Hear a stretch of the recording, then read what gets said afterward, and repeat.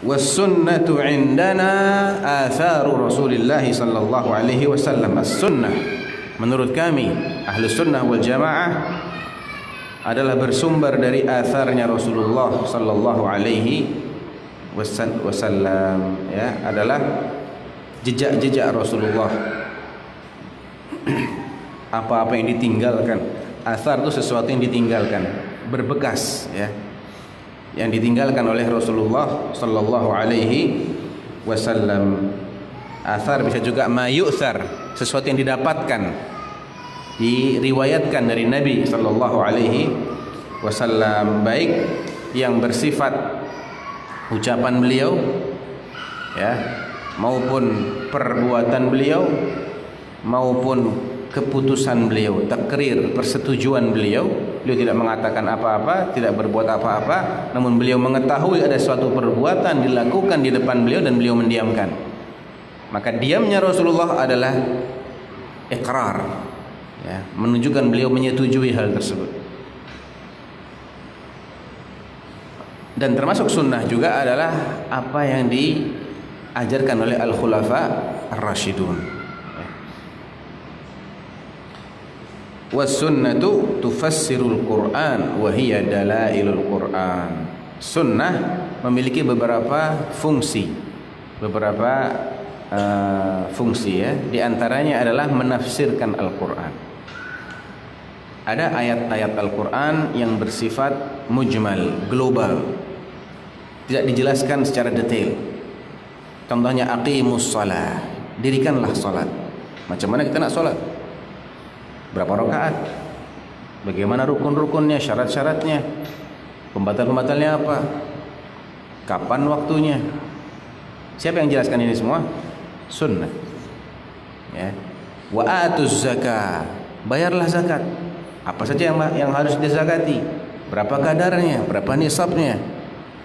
Kapan kita harus bayar zakat? Tak dijelaskan. Secara detail tak dijelaskan. Yang menjelaskan adalah sunnah Rasulullah sallallahu alaihi wasallam. Jadi di antara fungsi sunnah adalah menjelaskan, merinci perintah-perintah ayat-ayat dari Al-Qur'an. Qala Allah Ta'ala wa anzalna ilaika dzikra litubayyana lin-nasi ma nuzzila ilaihim. Az-dzikr di sini adalah sunnah. Dalam surat An-Nahl ayat 44 Allah menamai as-sunnah di sini dengan az-dzikr. Wa anzalna ilaika dzikra litubayyin, agar dengan az-zikr ini engkau jelaskan kepada manusia apa yang diturunkan kepada mereka, yakni Al-Qur'an.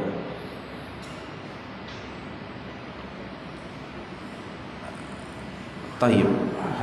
Kemudian di antara fungsi sunnah yang lain adalah taqyid al-mutlaq, membatasi pengertian ayat-ayat Al-Qur'an yang masih bersifat mutlak. Contoh, was-sariqu was-sariqatu faqta'u aydiyahuma jazaa'an bima kasaba nakalan minallah wallahu azizun hakim. Para pencuri laki maupun perempuan, maka potonglah tangan-tangan mereka. Kata-kata tangan secara bahasa Arab itu bisa bermakna telapak tangan, ujung jari sampai pergelangan, bisa juga sampai siku, bisa sampai bahu. Semua ini dalam bahasa Arab dinamakan yad, jamaknya al-aidi. Lantas bagian mana yang mesti nak dipotong? Mutlak. Siapa yang membatasi pengertian ini? Sunnah fi'liyah Rasulullah SAW. Karena beliau menerapkan hukuman ini hanya sampai ke pergelangan. Demikian juga fungsi sunnah adalah ta'kid lima ja'a fil Qur'an, menegaskan kembali hukum-hukum, perintah-perintah dan larangan-larangan yang ada dalam Al-Qur'an. Dan ini juga banyak sekali. Perintah untuk sholat ditegaskan dalam Al-Qur'an, ditegaskan dalam sunnah, ya.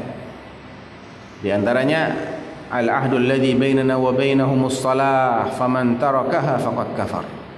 Menegaskan kembali perintah salat, menegaskan perintah tauhid, ya. Melarang perbuatan-perbuatan syirik sebagaimana dalam Al-Qur'an, la tusyriku billah u'budullah, ya, ibadahlah kepada Allah, jangan berbuat syirik. Sunnah juga menegaskan masalah ini. Dan yang keempat adalah sebagai sumber independen dalam menetapkan hukum baru, aturan baru yang tidak pernah disinggung oleh Al-Quran. Jadi jangan dikira sunnah ini tidak punya fungsi selain mengikuti Al-Quran. Tidak, sunnah menjadi sumber hukum yang berdiri sendiri. Dan ini juga banyak sekali contohnya. Sebagai contoh, larangan seorang laki-laki memperistri seorang wanita dan juga bibinya, khalahnya atau ammahnya. Tak ada dalam Al-Quran. Yang ada adalah wa antajma'u bainal ukhtain. Kalian menggabungkan dua orang yang bersaudari menjadi istri kalian, dua-duanya dalam satu masa. Ini tak boleh. Tapi kalau seseorang wanita dengan bibinya, tak ada larangan dalam Al-Quran, kan? Siapa yang melarang? Sunnah Rasulullah SAW. Larangan memakan daging hewan buas yang bergigi tajam, yang bertaring, atau burung-burung predator semacam elang. Tak ada dalam Al-Quran. Ada dalam sunnah. Larangan memakan daging himar ahli, keledai-keledai jinak. Tak ada dalam Al-Quran, ada dalam sunnah. Jadi sangat banyak sekali aturan-aturan yang itu hanya ditetapkan melalui sunnah Rasulullah sallallahu alaihi wasallam. Jadi inilah yang dimaksud dengan as-sunnah tufassirul Quran wa dalailul Quran. Ya. Dan Allah Subhanahu wa taala menyuruh kita untuk taat kepada Rasulullah secara mutlak dalam 30 ayat, kata Imam Ahmad. Atii'ullah wa atii'ur rasul wa ma ataakumur rasul fakhudhuhu wa man yuti'illaha war rasulahu, dan seterusnya. Banyak sekali ayat-ayat yang memerintahkan kita untuk taat secara mutlak kepada Rasulullah SAW, yang konsekuensinya, lazimnya adalah ketika Rasulullah itu menetapkan aturan tertentu yang tidak ada dalam Al-Quran, kita juga harus taat. Ya, sebagaimana aturan rajam. Kata Sayyidina Umar Al-Khattab, ya, kana fima unzila ala Rasulullah SAW ayatul rajam.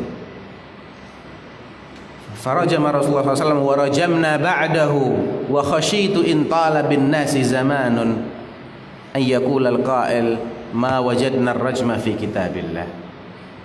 Ya, Umar bin Khattab mengatakan di antara ayat yang pernah turun kepada Rasulullah adalah ayat tentang perintah untuk merajam bezina yang muhsan. Rasulullah merajam dan kami pun melanjutkan syariat rajam ini. Ada berapa orang yang dirajam oleh Rasulullah? Ada 5 orang. Rajama Ma'izan wal Ghamidiyah wa hiya al-Juhaniyah wa rajama imra'at al-Asif wa rajama al-Yahudiyyin. Beliau merajam Ma'iz, merajam wanita dari suku Juhainah al-Ghamidiyah, dan merajam imra'at al-Asif. Ya, dalam hadisnya Unais, ughdu ya Unais ila imra'ati hadha fa in i'tarafat farjumha. Dan beliau merajam sepasang Yahudi, laki-laki perempuan yang berzina. Ada 5 orang yang dirajam di masa Rasulullah SAW. Dan dilanjutkan oleh Al-Khulafa Ar-Rashidun. Apa kata Umar? Saya khawatir nanti berselang beberapa waktu lamanya ada orang yang mengatakan kami tidak temukan rajam dalam Al-Quran. Berarti tidak berlaku lagi ini hukum rajam. Ya. Padahal rajam adalah sunnah thabitah an Rasulullah SAW.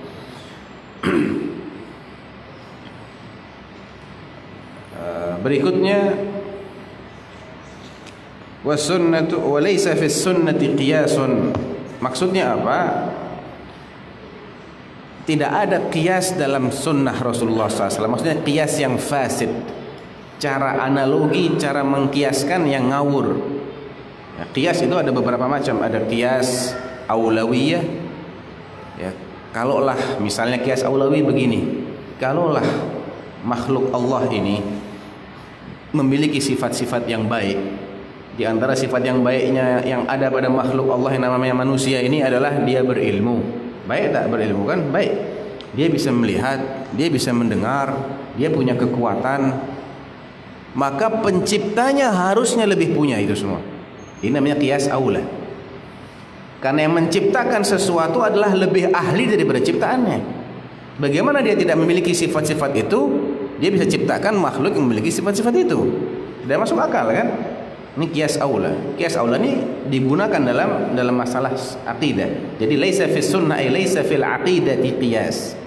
Dalam masalah akidah kita tidak boleh pergunakan kias, maksudnya kias yang fasid. Ya. Kalau kias aula kita pergunakan.